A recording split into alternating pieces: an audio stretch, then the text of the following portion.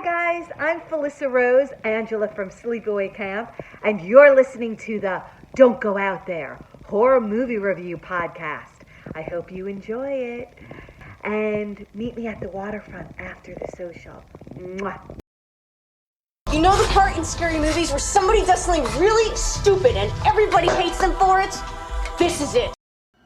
In a world where zombies, ghosts, serial killers, and vampires all exist, it's Nicoh, Brian, Mike, and Dustin, and they are all that stand between you and the films that could end the world. Welcome to the Don't Go Out There Horror Movie Podcast. Welcome back, everybody, to the Don't Go Out There Horror Movie Review Podcast. Just want to thank all of our listeners and our new fans. We really appreciate it. I just want to shout out our social medias real quick before we get this film review started. You can find us, on the big three social medias, Facebook, Twitter, Instagram. Just search at Don't Go Out There. You'll find us. You can see our awesome logo that Brian designed. Tonight is my personal choice for film review. It's 2001's Jeepers Creepers. We'll go ahead and do our general synopsis real quick, and I'll just go first. This movie takes me back to junior high school. I remember the first time I watched this movie. I was staying at it was the night before a friend of mine's birthday party. We were all staying at his house. We went to Walmart with his mom. His mom took us. We were all, doing our small town Walmart adventure, and we bought Jeepers Creepers. We went back to his house and watched it. That was the first time I ever watched this movie. I think I was in 7th grade.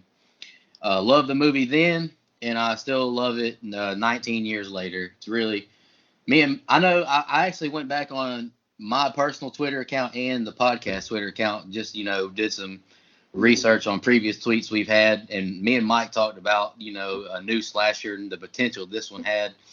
But I'll get deeper into that later. I really like this movie. Mike, do you want to give your general synopsis?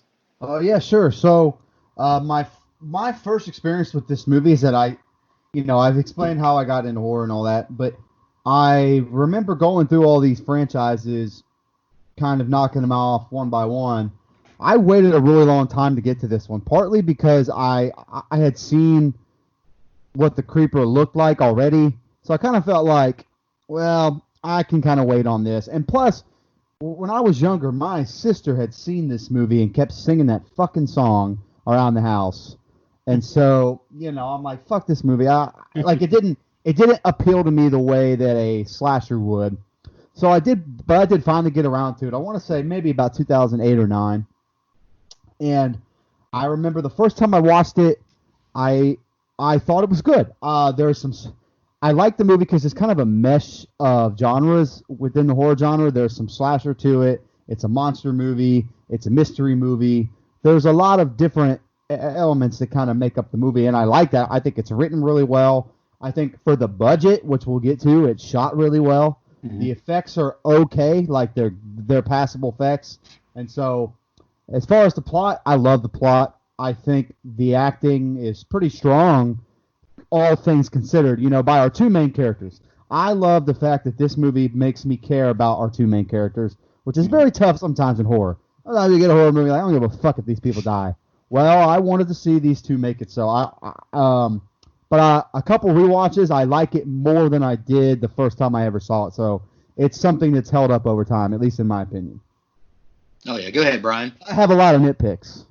Yeah, me too. No, that's fair. Too. It's kind of funny you said junior high school, because the movie came out in 2001, my senior year in high school.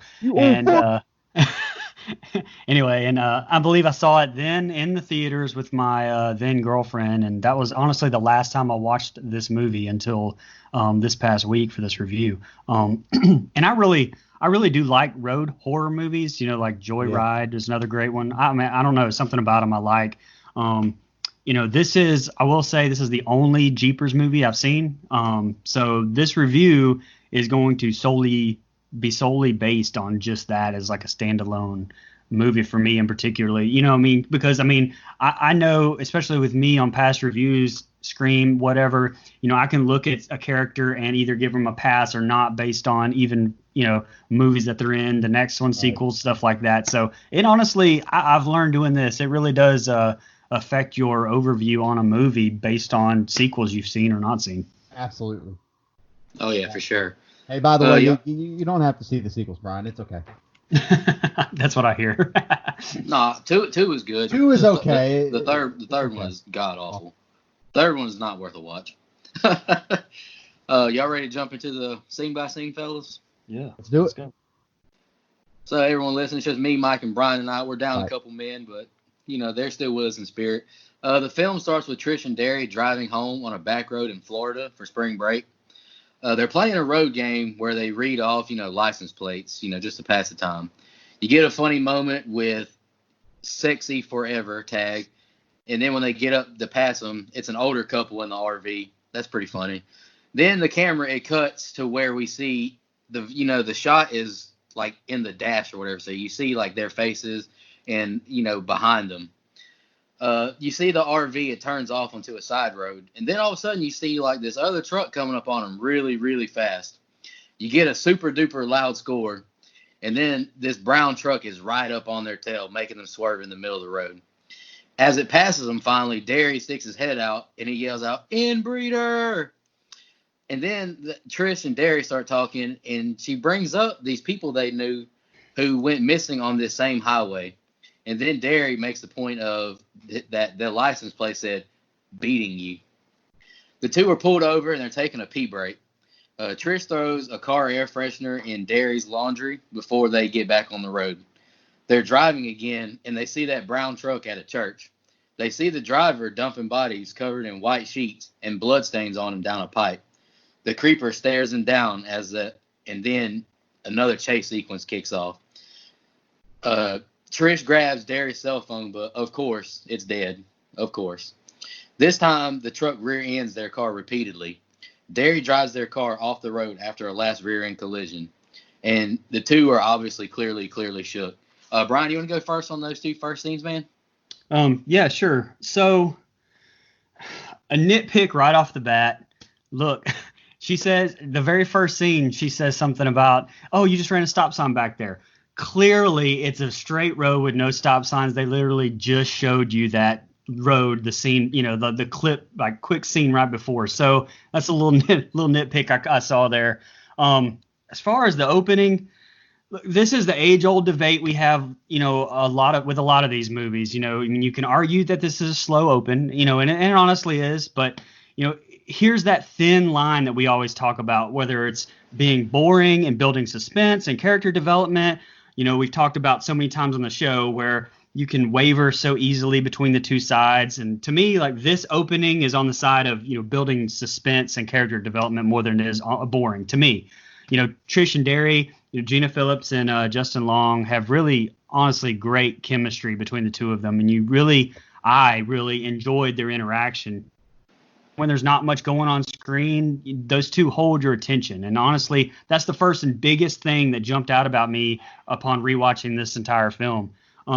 My only complaint is that I wish that there was character development on some other characters in the movie too. As far as when the deaths start coming, we don't really give a shit about any of them, and they're all throwaway characters. So that's kind of one of my only other complaints about there. I would have liked to have seen what Derry's talking about here when he's talking about Kenny and Darla, and not just had the exposition.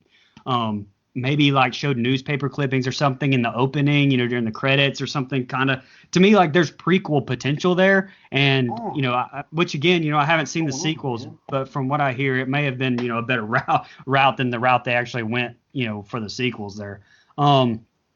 Another thing, I think that the whole opening would have been more effective at night.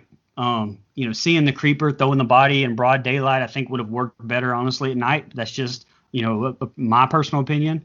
Also, another little mess up I saw, that the bumper, like whenever the creeper is ramming, was it a Thunderbird, I believe? We kept ramming them in the bumper. In between, when it would show the shots, the bumper kept fixing itself. So that was another little note that I noticed there. And so yeah, that's it. I believe that's as far as the opening there that I went. Oh no, the last little thing is that I would say I'm a little bit confused with the writing. So the creeper sees that they see him stashing the bodies, And you assume, I guess, as an audience member that he wants to kill them, for it as witnesses, right? But I mean, all he does is run them off the road into a field and like not into a tree or something. So I guess that kind of really threw me off a little bit. But I guess later on, was it, I guess, just to make him scared so that he could see the fear or whatever? I guess that's what it was. But Had to, now that yeah. I think about it. Okay. Yeah, Man. I'm with you, Brian. I really like this opening scene because it leaves a lot of mystery of what's going on, like what's in this brown truck, because the window is or whatever is really tinted, so you can't see him. The two, when they drive by the church in the pipe, yeah, you kind of see the creeper, but you don't see his face. He's got that Right. big hat on and all that. Right. I'll get into this later, but I really like that they waited so long in this movie to reveal what he looks like. Go ahead, Mike. I agree. Yeah. So a lot of my nitpicks, surprisingly, not really, are the same as Brian's. One, stop sign, noticed it right away, especially on this rewatch. But it's small. I'm not gonna complain about it too much. But I really like these two characters. They're very believable characters. They're very relatable characters. I think they're a believable brother and sister, which is hard to do in cinema sometimes. I think there might be an age difference here. I have no idea, but they do a pretty good job of connecting and making us, feel like these two are actually related. Yeah, there's a big Right. age difference in the actual actors, because I know Right, that's what I mean, actress, right. the actress I believe was over 30 when she was filming this, but Justin Long was like really, early 20s, I believe. Right. That I read that at some point, I believe. Gay fever. Come on, bro. You can't fucking read. You fucking moron. Anyway, I love the banter that they have here. The cat fighting and like it's just really good. It's a long opening scene. I don't disagree with that, but I will say I think it's a good long opening scene. Sometimes I'm just like, okay, come the fuck on. Here, I never got that. I thought the suspense is good. Mr. Polly sidetrack team guy is fucking hilarious to me. I like these. I like these fight scenes. They're intense. Just for the sake of being loud, they're loud to add to the intensity and the suspense. I thought they did a really good job there. Both times, I think that I have to find a meta line in each movie. The fact that he said the vehicle is for serial killers is meta, so that's awesome. Thank you. Mike loves meta. Don't go out there. Sorry. Anyway. There's an even better meta line coming up here. Oh, I know. No, I know. I was gonna save it, but no. Again, good scene. I don't feel like it's too long. So, but what I will say is when they run off the road, and you might have not done this yet, so maybe I'm giving you this is a good way to go into the next scene. Why the fuck are you going back there? Anyway, sorry. Go ahead. Yeah, It's a horror movie. Come on now. yeah, that's the next scene. But I agree with you. Derry uses some of his laundry to get their trunk to stay closed. He wants to go back to the pipe to see if anyone is still alive or needs help. Trish is not on board. Yeah, Trish is not on board with this, but he uses the "what if it was you" guilt trip. Ugh. They get back to the church and there's ravens all over it. Derry looks down the pipe and says he sees light.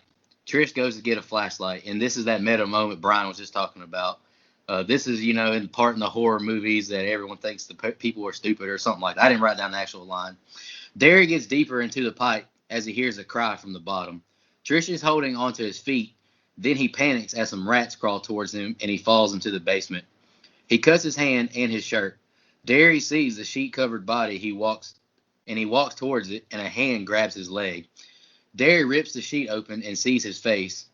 He reaches in the body, who's all wrapped up. He reaches towards his stomach, and Derry rips the sheet open, and he sees his sewn-up wound.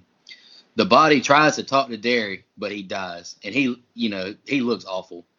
Derry tells Trish to go to the road to flag down help if anybody passes by. She's harassed by birds as she walks away. Derry grabs his flashlight and sees all the sheet-covered bodies. He goes to tie his shoe, and a liquid drips on his shoe. He notices all these bodies attached to the wall and ceiling. Derry finds the couple they were talking about, earlier in the car ride with the class ring on his hand.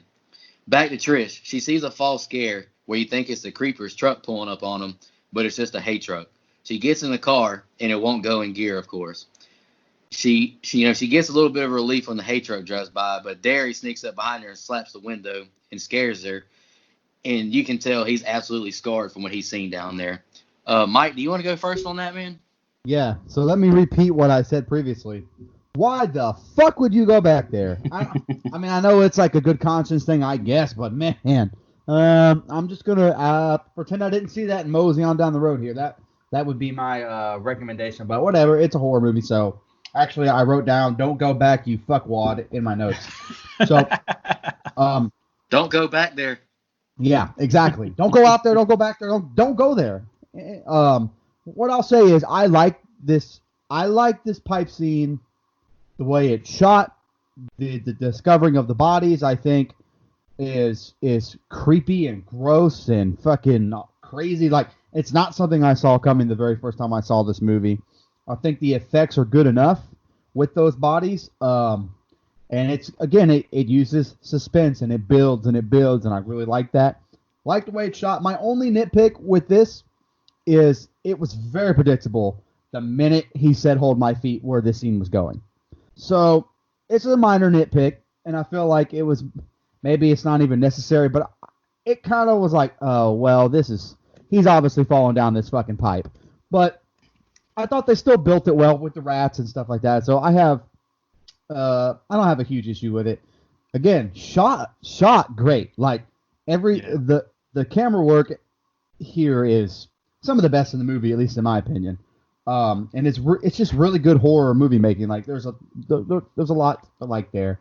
One more nitpick. This guy has time to stop and tie his fucking shoe. Yeah, that one. Yeah. And they show it. And I know they're trying to build suspense, but I don't know. That's just like something I'm like, that's not for me. But again, like the scene, I'm still invested. It hasn't taken me out of anything, so that's very, very important. And again, they do a good job with making these effects on the budget they had. They put a lot towards the effects, at least in my opinion, because while they're not like great, they're not like The Thing or anything like that. They're good. They're good enough. It's better than B horror, at least in my opinion. Also, I wrote down that jump scare actually almost got me. Like, that's kind of hard to do. But I did not see that coming. They built that really well. And I wrote, Derry has seen some shit, man, which is very, very true. So, yep, that's all I got. Hey, Brian, before you go, I want to make one point I like and one nitpick I had. The point I like was when Derry is tying his shoe, you get a really cool shot of the flashlight showing the bodies before he sees it. I really like that. But the nitpick I have with the scene is the guy who's wrapped up in sheets. He's already got this giant wound, and I'm pretty sure he just got through down that pipe. Wouldn't he have died probably just from getting thrown down the pipe itself? That's probably. Just, after getting cut up like that, then thrown. Just a nitpick. But go ahead, Brian. What's your thoughts, man? And probably wouldn't be laying perfectly on his back in that exact spot, and not in front of the tube either. So anyway, yeah. Hey, Brian. Yeah, go ahead. Where Derry falls down the pipe. I have. It's so fucking good. Sorry, go ahead. No, I have that exact same thing. I have that exact same thing too. One of these things I thought was funny is Gina says girls are smarter, but 2 years later, little does she know, Jessica Biel will make similar terrible choices in a little backwoods country remake film of her own, causing all of her friends to die. So that's the first thing I thought about, because there's so much of this movie that reminded me of that. I guess just being on the long country road, running into the whole old city, old town, stuff like that. So I have to say, holding my feet on this very long pipe wasn't the best plan in the world, because I kind of thought that was funny, because he's like, hey, hold my feet, let me get about 2 more feet of this 30, 40 feet long pipe that I thought was like pointless for that to even happen. So my man Justin's plan doesn't make a whole lot of sense. But my biggest nitpick, though, is this would have been so much better again at night. I feel like there would have been a lot more tension than there was just in the broad daylight. I agree. And again, I wrote in my notes here, Mike, loved the shot of him falling. You could tell it was low budget, but it looked really good, and it was really effective. It was really effective. Like, it really looked like he hit the ground hard. So I don't really know the behind the scenes of that shot, but it looked really good on film. I liked the effects of the cave and the bodies. Now, obviously, there isn't hundreds like he says later, but it's a good amount. It looked really good. Shout out to Stephen Leslie, the production designer on the film, for that because he did a really good job. And yeah, you talked about it a little bit. I loved the fake out with the old truck, and you think it's the creeper van because yeah, that jump scare is very effective because you get oh, okay, woof, that's not it, and then boom, my man Justin Long's got to figure out a better way of letting someone know you're okay because that's pretty jacked up. But here's my last nitpick is that they don't. It's like the very next cutscene, they're in the car and it looks like they've been in the car for a minute and then they start talking about it. Like it's really kind of hard for me to believe that there's no conversation between about anything that just happened until you've already gotten in the car and you're down the road a little bit. So especially when you see your brother looking the way that he did. So that was a little bit of an unbelievable nitpick to me, kind of.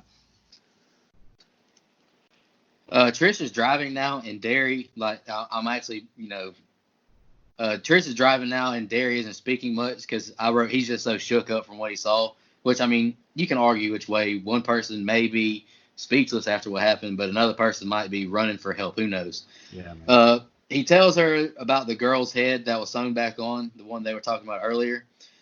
They finally get to a gas station / diner. And when they pull up to the gas pump, the creeper's truck drives right past them, heading back towards the old church.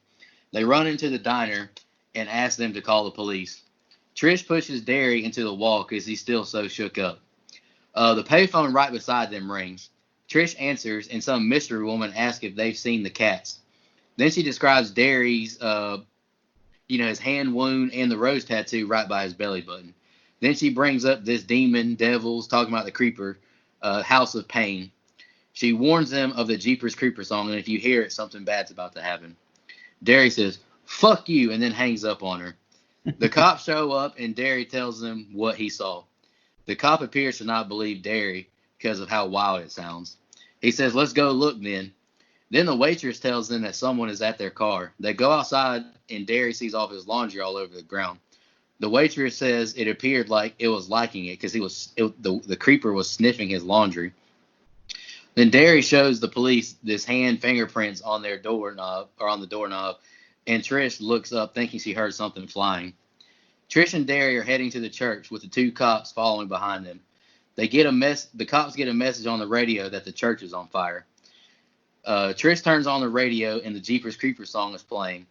The cops hear something land on top of their car. The female cop pokes her head out the window to look up, and she's ripped out of the car. Then a hand goes through the roof of the car and grabs the male cop's head and decapitates him with his axe. The creeper throws the head and it lands on Trish's windshield. They slam on the brakes and they spin around the middle of the road. Trish gets out of the car and walks towards the cop car. And then Derry notices a blood stain on top of their car. And then she sees the cop's head in the middle of the road. They run back into the car and they see the creeper get out and grab the head. This is kind of a funny scene too. The creeper, he's sniffing this cop's head, and then he bites the tongue out of it and he eats it. And I just wrote there's a funny butcher sign in the background as it all happens. I think it says it tastes super good or something. Yeah, it's funny. Trish and Derry, they race off. They're burning rubber as they get out of there. And then this is a scene I like. The creeper opens up his back doors of the truck, and he throws the bodies into the back of the truck. Then he opens it one more time and just tosses the head in there, no big deal. And I really like that shot because it was from like the back of the bed or whatever. It's really cool. Mike, do you want to go first on those two scenes, man? Yeah, man. So what I do like about the way they set this up, one, you don't really know the significance of this phone call yet.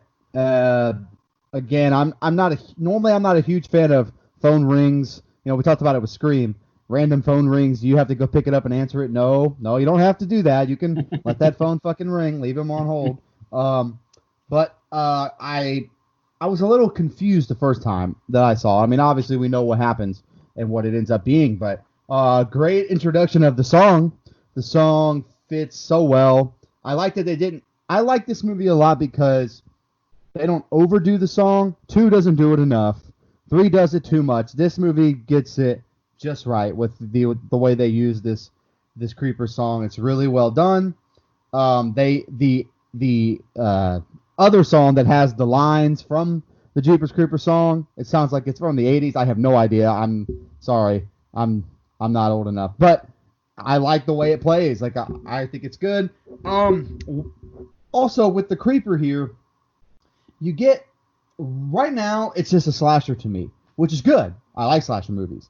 Right now, I'm only taking all of this in as slasher because you haven't been able to see the creeper yet, like full face. Like you don't really know what this thing looks like.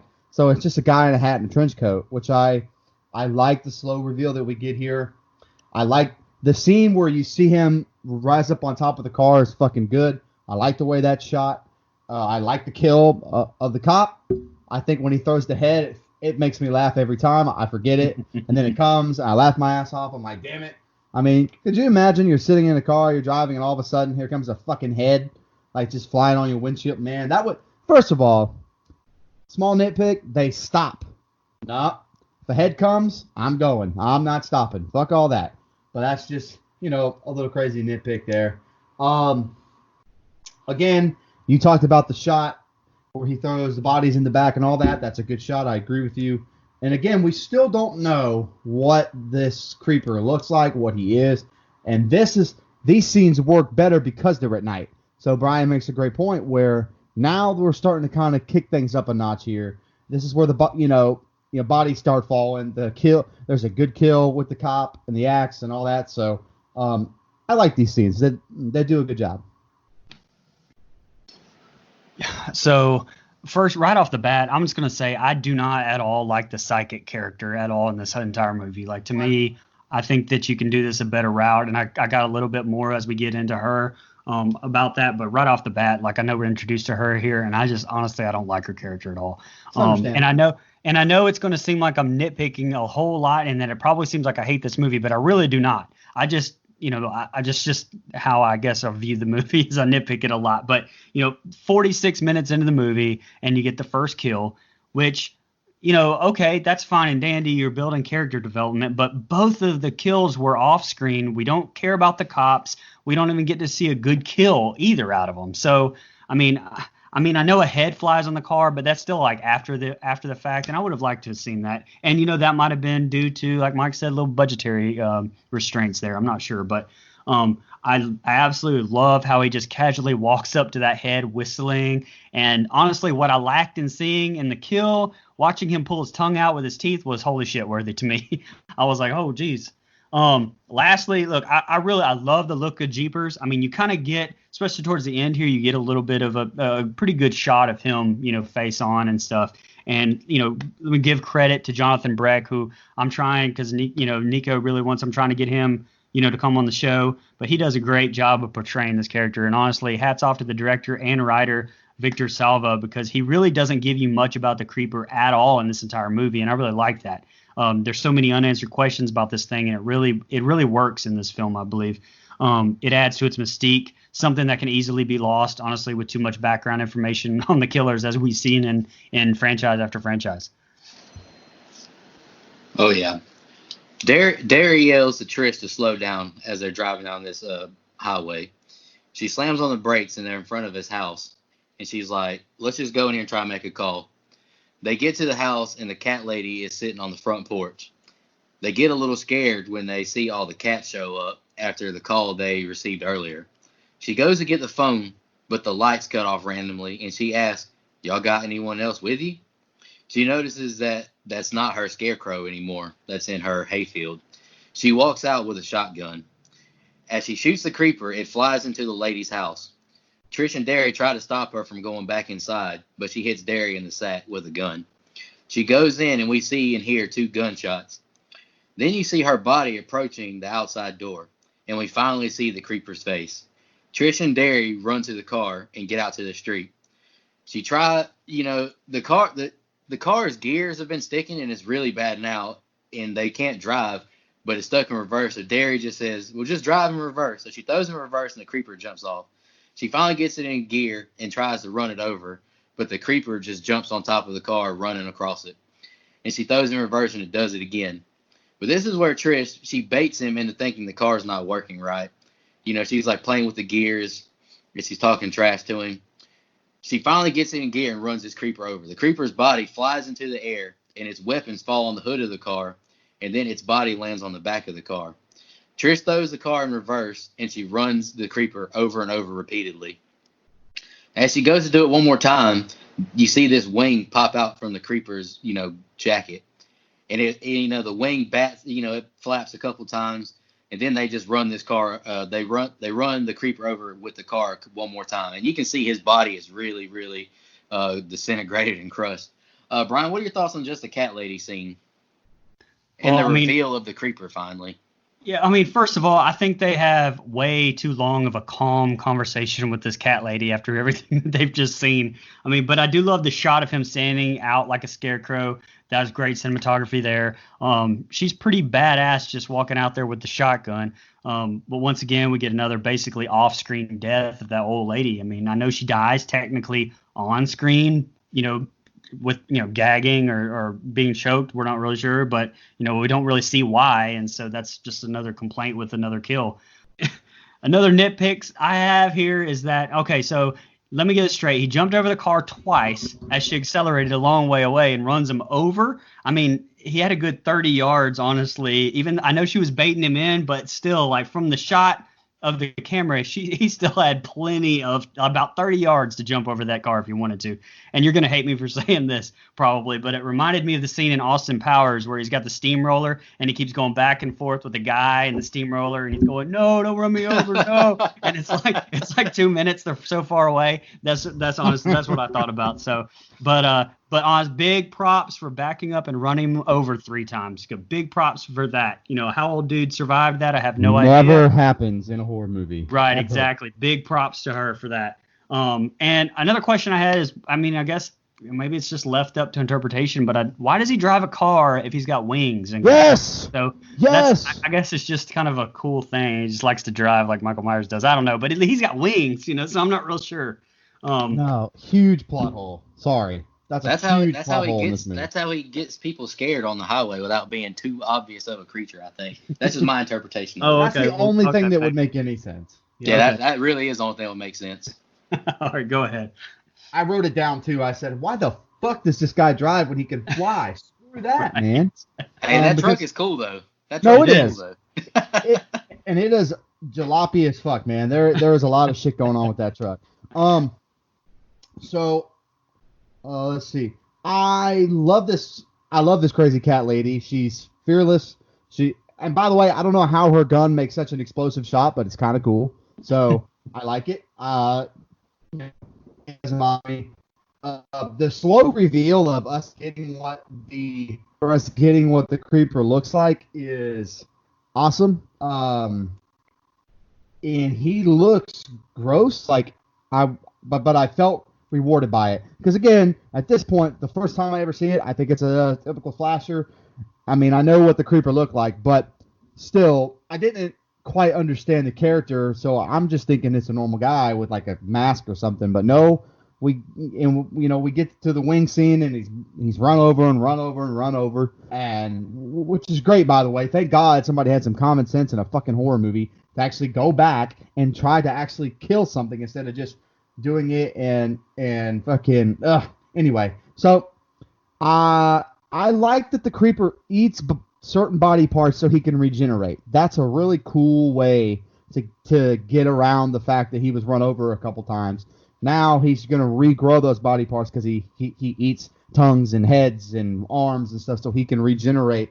And again, we don't know what the fuck this creature is, but I remember the first time I ever saw this movie and the wing pops out. I'm like, what the fuck is this thing? Because, again, still don't know what this is, and then a fucking wing pops out. It's very, very just, it took me by surprise, and, yeah, that's pretty much all I have on those. Yeah, I'm good. All right, I only got 2 more scenes, fellas, and it's both of them in the jail. They get to a jail, and they call their mom. Giselle, the lady from the call earlier, barges in. The sergeant wants her to leave. Giselle tells them she saw those bodies in a dream, and them with all the cats. She tells them that every 23rd spring for 23 days, it gets to eat. Whatever it eats becomes a part of it. the creeper truck arrives to the jail. And I really like this scene too, where you just see like the creeper, like its like a nub leg grows out and hobbles towards the jail. The creeper is scared. The creeper scares you to see if there's anything it wants from you. Giselle tells them. The power and the phones go out. Another officer is doing a body count of the inmates. It gets to a cell where two inmates are scared and their backs are against the wall, and you hear this tapping noise. It's the creeper's wing as it's eating another inmate. Like bit off its leg and it's like eating like its heart and maybe other parts up top. The officer pulls his gun out to shoot, and he shoots it, but it does nothing. Giselle tells them the creeper finds them in a room as they're screaming their last scream. The sergeant gets a message on his radio. It's coming up from the stairwell. All the cops form and watch the stairwell. You hear a bunch of gunshots. Then one officer walks forward to look, and the creeper appears and rips his heart out. He drops dead. The other cops look up the stairwell and start shooting. And we'll save the last little bit with Derry for the last scene. Mike, do you want to go first on just that quick jail scene?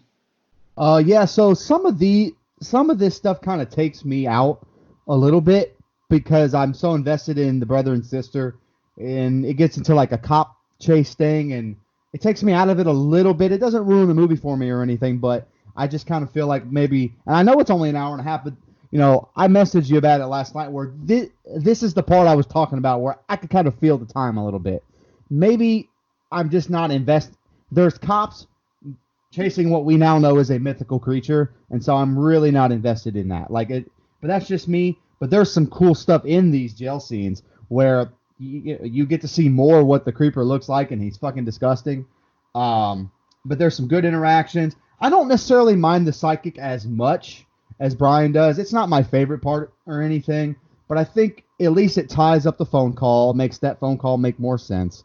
I think the actress is really good, like the psychic who plays her. I think she's really good. She does her best to fit into the role, but again, when you say it out loud, she's the town psychic. Kind of sounds like some bullshit from 1986 or something, but it just that doesn't quite fit. But to their credit, I think in this setting it works. It works. So I don't have a huge complaint. I'm just kind of ready to get to the last part, which is probably my favorite. The beginning of this movie and the end of this movie, I really fucking love. Brian, before you go, I'm going to agree with what you said earlier. I don't really like Giselle that much either because it kind of feels forced. And I've listened to a podcast episode that Dead Meat James did and his girlfriend Chelsea, Rebecca. They talk about horror tropes, and this lady, she's what they call the magical spiritual black person in a horror movie. It's forced. I don't like it. I wish there was another way they could find out about this creeper and every 23rd year and all that. Right. The psychic lady, she kind of takes me out of this ending a little bit, but she does act it well. She doesn't do a bad job. Right. I just don't like it. I'm with both of you on that. Go ahead, Brian. Well, yeah, I mean, she's there just to give the exposition, and I get that because you don't know. You don't know this. Like Mike brought up about eating body parts and regenerating. She tells you that, but shit, show me that. I would rather be shown that than told that, and that's the biggest part of my complaints for a lot of this movie. And maybe it was budgetary constraints. I don't know behind the scenes again, but I would like to be shown some of this stuff that I'm just being told through exposition. And I really feel like you could have done that. Mike talked about not caring about these scenes because of the cops. And that's exactly what I was talking about earlier. There's no character development for anybody else in this movie. Show me 10 minutes, a couple of scenes of a couple of these cops at home in their home life, or something at the beginning just to get you to know them a little bit or something, because the only characters you give a shit at all about in this movie are the two main ones, and that's it. And another nitpick of mine, and I don't know how these scenes were shot out of order or what, but Justin Long played it really good when he was emotionally scared, at the start of it after all that shit. But at this point in the film, neither of them looked tired, neither of them looked emotionally scarred. They just look or worn down. I mean, they just or emotionally drained or anything. They just look like the movie just started and they're perfectly fine in this police station. And that's something that I would have liked to have seen them do a little bit better. Like I said, I don't know if it was continuity on when it was shot. Maybe it was shot first, but still they should have, I think, shown that a little bit better. and honestly, I'm gonna bitch about the psychic a little bit more, but she's not even good at her damn job. Like she gets everything. Like half the shit I've seen and stuff is wrong. So what's the point of her? Besides to maybe throw you off a little bit about the ending, which is coming up. Also, one little spoof or nitpick or whatever you want to call it, but whenever the creatures in the holding cell eating that inmate, you can actually see the zipper on the back of the creature's um, suit there, like by the wing. Pretty good. So I don't know if that was just because it's in high definition now and it wasn't back then, and you can see stuff a lot more clearly. I don't know, but I definitely noticed that. And a good thing here, I'll say, the cop with the hole through his chest, the best kill to me in the whole movie, and that's honestly by default because again, another big complaint of mine is they just don't show you much. No, I'm with you. I think I'm excited to get to the review just 'cause I'm excited to hear what Brian's rating is. I think me and him disagree on a couple of things, but that's a good discussion for later on. This is the last scene, and this is what got Trish into my top final girls list. I really like Trish in this movie, but one thing I wanted to point out is she made that meta moment, self-aware moment of going back to the pipe. But like Brian said, they didn't look tired. They looked relieved. It's like you got to know in a horror movie that the creature's never dead just because you ran it over too. So this is the last scene. Giselle, Trish, and Derry, they try to leave and the doors are all locked.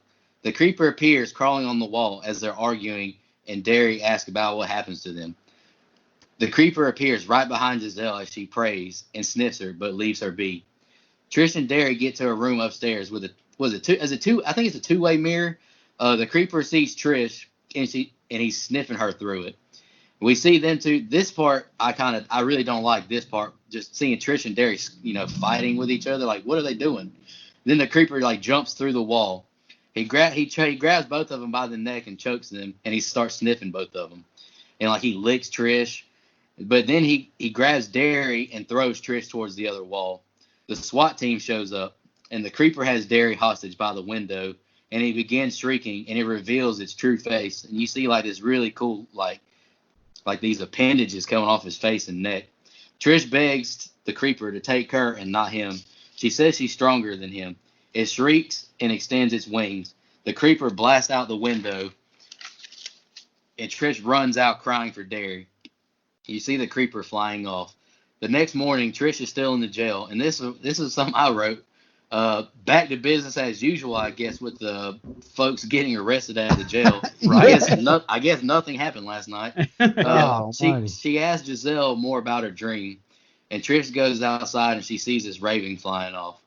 It fades into a shot at an abandoned looking mill, I guess is what it is, or some kind of factory. You hear cries in the background as we're inside this factory, as the shot ventures through the building. Then you hear the Jeepers Creepers song playing in the background, and the creeper, he's just walking around. It shows Derry's body, like a little rose tattoo by his stomach. Then it gets to his head, and you see that his eyes are missing. And then it shows the creeper get right behind him, and you can see the eyes going through Derry's, those big holes in his head. I really like that visual. It's really good. Yes. I don't really have much to say at the ending, except I thought it was kind of weird how the jail just went right back to business as usual after what just happened. Yep. The only thing I was going to say is, kind of my disagreement with Brian is the kills in this movie didn't really bother me just because I felt like this movie was more of a buildup of this new creature, the new creeper. I can understand if you want the kills to be a little more vicious or even, build up the cops more. But I think this movie is just strictly for Trish, Derry, and the creeper. But I can understand somebody not, maybe wanting a little bit more. Mike, do you want to go on your thoughts with that last scene, man? Yeah, sure. So I think I love this scene, partly because the ending, and what I mean is it's not happy, and that I love when a horror movie goes there. It doesn't wrap up in a neat little bow. Well, it does, but it's not a happy little bow. There's some bad there. I like Trish for the reason that you said, where she tries to self-sacrifice and it ends up going the other way. Particularly, he's like, I'm not listening to you, bitch, and kidnaps him. And again, you're right. I said the same thing when the jail went back to normal. I'm like, well, what the fuck? All this shit just went down here last night. Nobody. it's that now that is a horror trope. Like, woo-hoo-hoo, whoop-de-doo, like nothing happened here. No, man, this fucking gargoyle-looking thing with fucking. By the way, a really cool visual with the shit coming out of his head. Love that shot. And I love the ending shot, man. Those, where his eyes are missing, and you get the eyes at the. That is so good. I love the way the song is used there. Again, not used too much, used perfectly. And I've talked about it on this show before. Old music, for whatever reason, is fucking creepy, man. We talked about it in The Strangers. It's creepy in this movie too. It is just. Ugh. There's a couple times in this movie that make me go, ooh, and that's very hard for a horror movie to do. So I do give them props, and I think the music is used perfectly. So yeah, I really solid ending. I love that it didn't end happy. I love the character of Trish, like you said. There's at this point, this makes me wish so bad they had cut those cop scenes out or shortened them up or something, because there is a point upon a rewatch where I'm kind of like, okay, like I just wish that had went bam, bam, bam. Give me the thrills, give me the action, because we spent so much of this movie building up and building up and building up to this closing scene, which again I love. I think it's good, and the guy who plays the creeper, whose name is slipping me, great job. His his facials, the way he moves his body around, really good job, especially at the end here. So overall, I like the closing. I just felt like the scenes before it almost kind of drags it down just a little bit. Jonathan Breck is the. There you go, Jonathan Breck, yeah. who does it at all three, and the third one being bad is not his fault. Before I get to the ending, like I will just say I kind of laughed. Look, come on, set designers. Like I feel like that it's very obvious that Derry could easily fit through the window. Oh, I know, bro. That he's trying to find a way out this window, and the bars are hindering him, and they're bigger than he is. I mean, come on, guys. Like all you got to do is put a few more bars in there. It would have made that a lot better of a shot.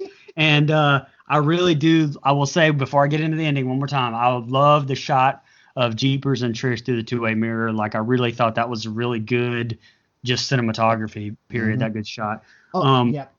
Go ahead. Oh no, you mentioned that, and I have it in my notes, and I skipped over it. I apologize for interrupting you, but the mirror scene is really good. The silent argument and him Creeper breaking that up, I fucking love it, man. It's a jump scare that again twice in this movie, kind of, the first time I watched it, I kind of moved a little bit, which is again very difficult to get me to do. So, job well done. Well, okay, and look, I love this ending, the very ending. Like I love it. And as we know, we've talked about this on the show many times, like the endings can make or break these movies. For example, we all pretty much agree on Halloween Resurrection being pretty good, and then the ending makes me hate it, and Nicoh hate it. I mean, because so it's like that the ending anyway, not getting I into hate that. the whole movie, but that's fine. Not getting into that, but we've discussed that many times. These endings are big time. And to me, like the ending of this movie makes this movie.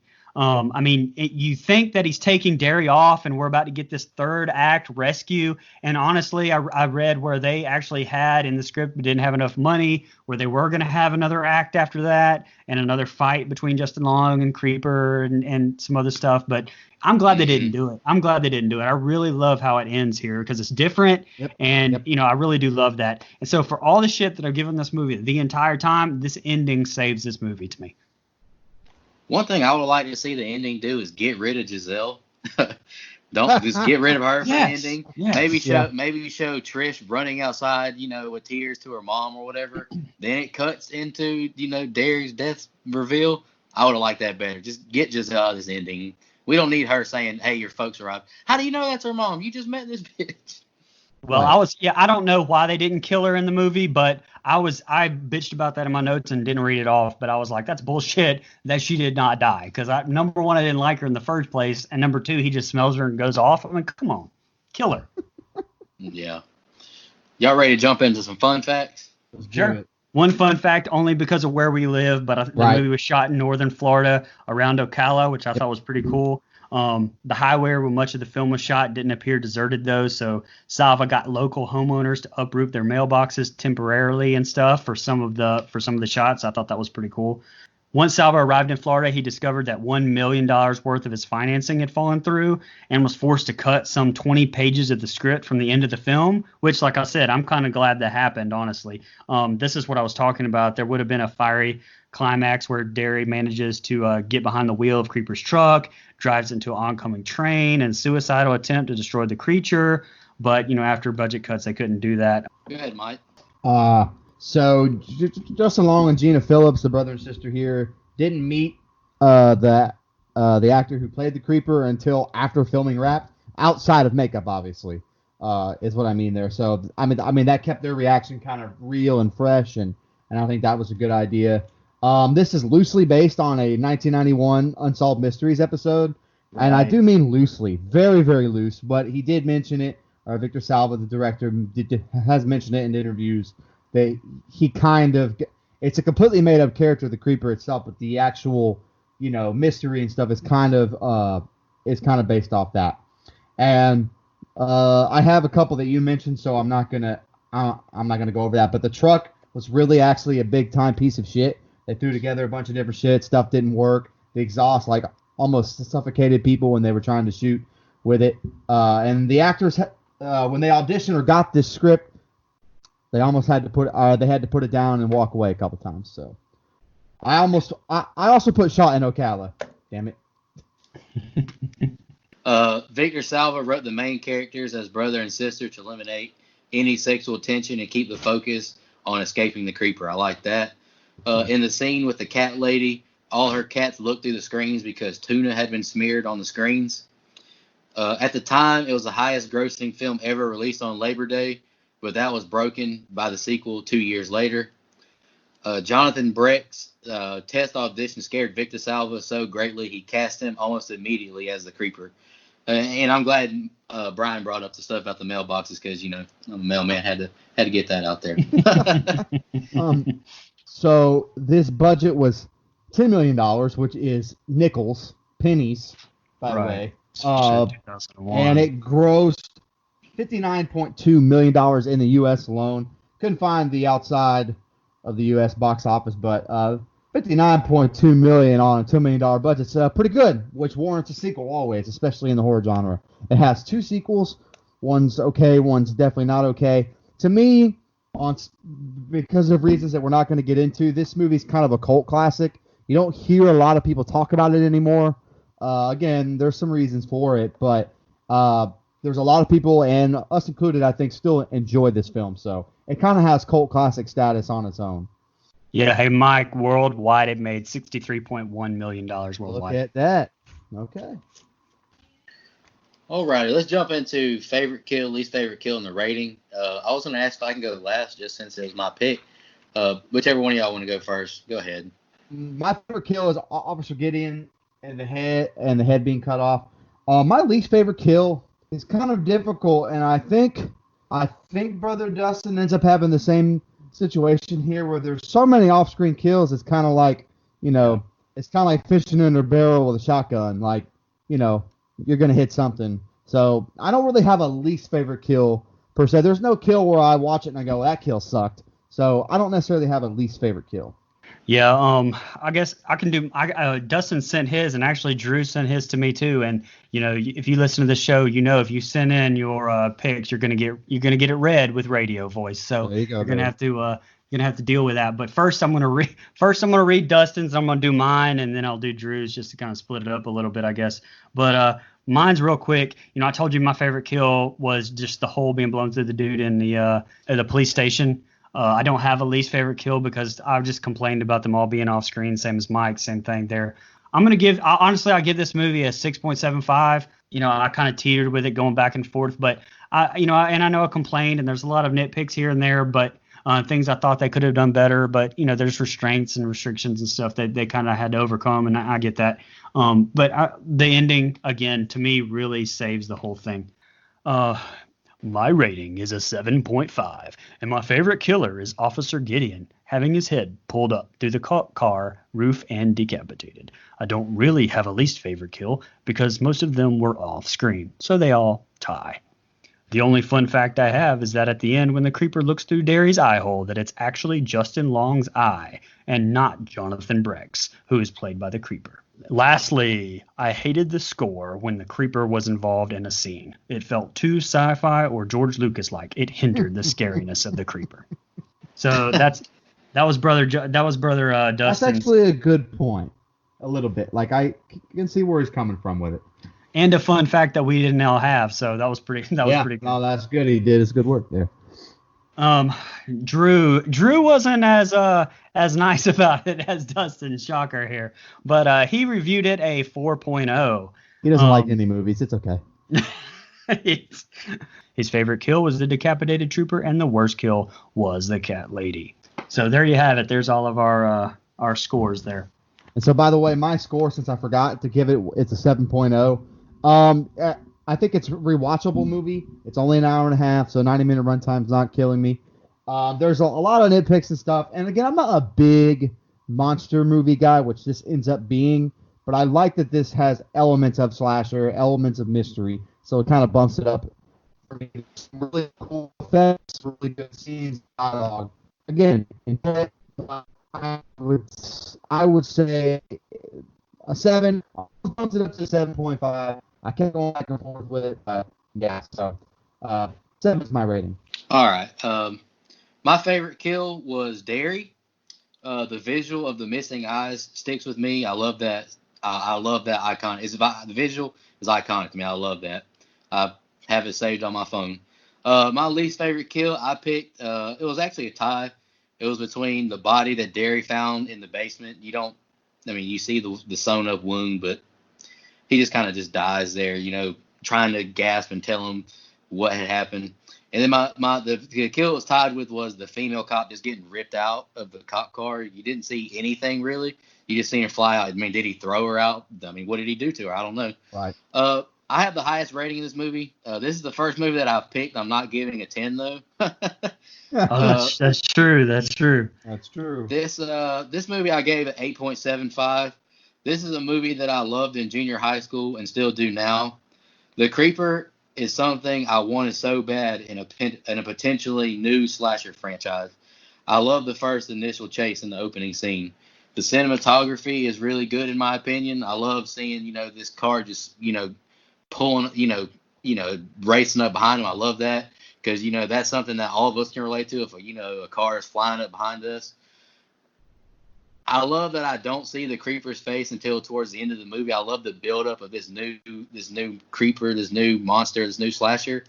The cons I have is the volume, fluctuation of the movie. I really have a problem with that. Like the dialogue is a little low in some parts, but the part like when the creeper's truck gets on, it's like dun dun. It's super loud. This is one of those movies where you have like the dialogue on 50. And the music on like 16 because it's super loud. Absolutely. Yeah. I actually wrote, I wish there was a couple more kills. I guess I did have a little bit of a problem with the kills. And I love that it's shot in rural Florida near, my hometown. I really like this movie.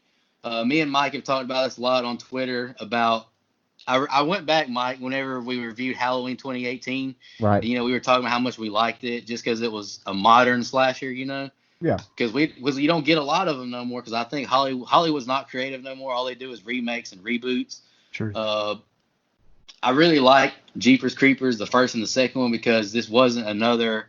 Right. It wasn't a guy, who was just born evil. He wasn't, a little kid who saw his mom get killed and came back with a mask on. It was a new creature, a new story, just something new to follow. And the creeper, he looks awesome to me. I love the look. Me and Mike talked about this on Twitter. This was, in my opinion, the opportunity, the chance for a new slasher franchise that we could have got invested in. But, with, extenuating circumstances with the director, and the third one was just god awful. It died off quick once all that came to fruition. But I really love the first one and the second one. The second one has a lot more creeper and kills, but those high school football players and whatnot, they all suck. Well, hey, you've got to think too. If you think about this, Scream kind of changed the genre, obviously, but then everything from when Scream came out to 2000 basically was all the exact cookie cutter movie. It was I Know What You Did Last Summer. It was, the faculty kind of tried to change it up a little bit, but it was a lot the same. Valentine was in there with Denise Richards, I think, was it? And so, but they were all the same slasher movies. So I really do appreciate Jeepers Creepers for at least trying to do something different and, start the trend of doing something different because, a couple years later, we're going to get Texas Chainsaw Remake, which obviously was really good. Then you get Saw, and then everything changes to kind of, the torture porn thing, even though we've talked about Saw not being torture porn, it started that genre. So, I mean, it's interesting to kind of see the trends here. Right. This is in a right. And you make a great point. This movie is in a no man's land because it's post-Scream trying to do something different, but it's before you get Chainsaw and Saw, which is kind of, like you said, torture porn. So that little window right there is either no man's land for horror, like these things kind of fell under the rug, which this one didn't. This one made a ton of money and it spawned off 2 sequels and it was very, very successful. But when you talk about horror, it's not what I would call mentioned in the casual conversation for horror fans, like a Halloween, like a Friday the 13th, like a Conjuring or something like that. So it kind of falls through the cracks a little bit just because of the time period that it came out in. The only thing close to horror that a lot of people talk about from that time would be the Scary Movie, and that's not even horror. So, again, you get a no man's land. This movie comes out right smack dab in the middle of that. And so you're right. It's interesting to see the trends that go up and down. And again, this is prior to Saw. This movie's not gory. I'm gonna guess for budgetary reasons, but there's just not what I would call a lot of gore, but there's a lot of gross effects to it. So, it does a good job, man. I enjoy it. I rated a 7 just because I have no nostalgia for it. I'm not necessarily invested in the entire franchise like that. It's okay. But as a one-off, this movie really stands up. I enjoy it every time I rewatch it.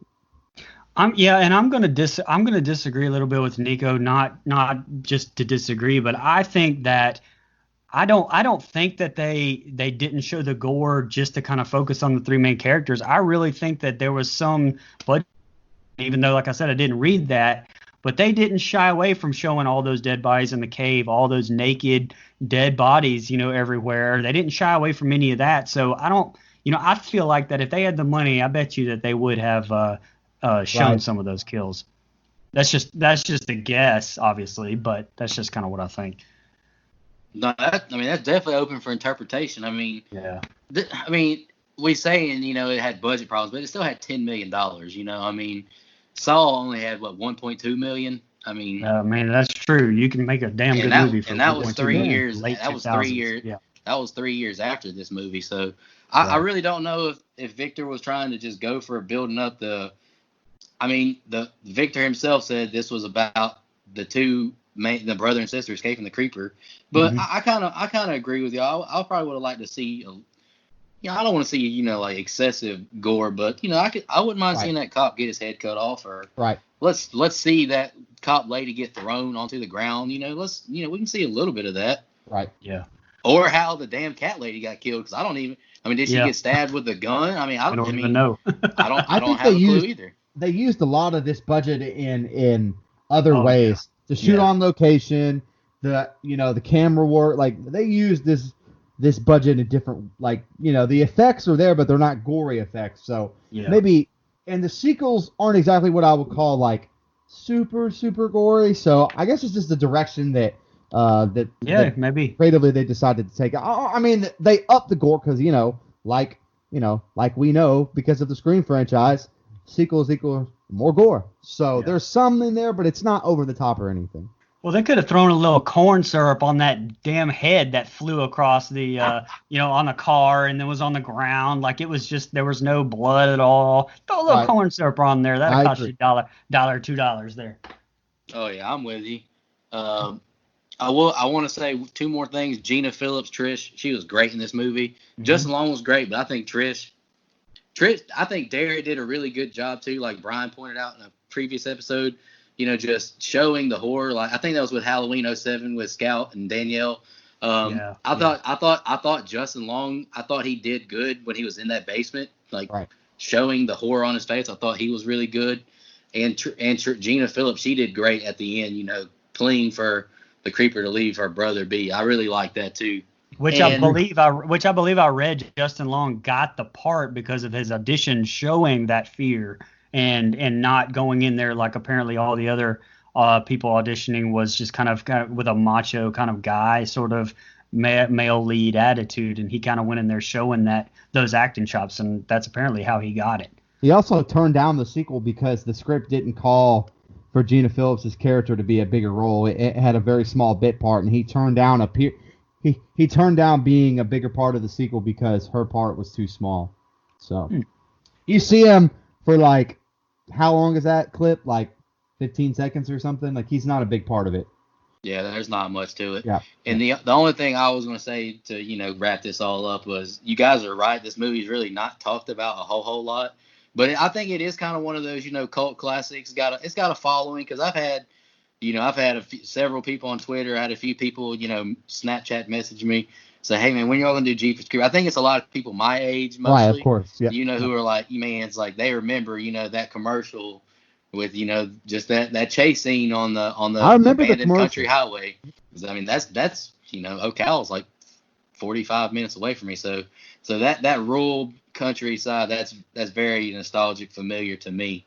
Really enjoyed doing this movie, obviously, because I picked it. I like it.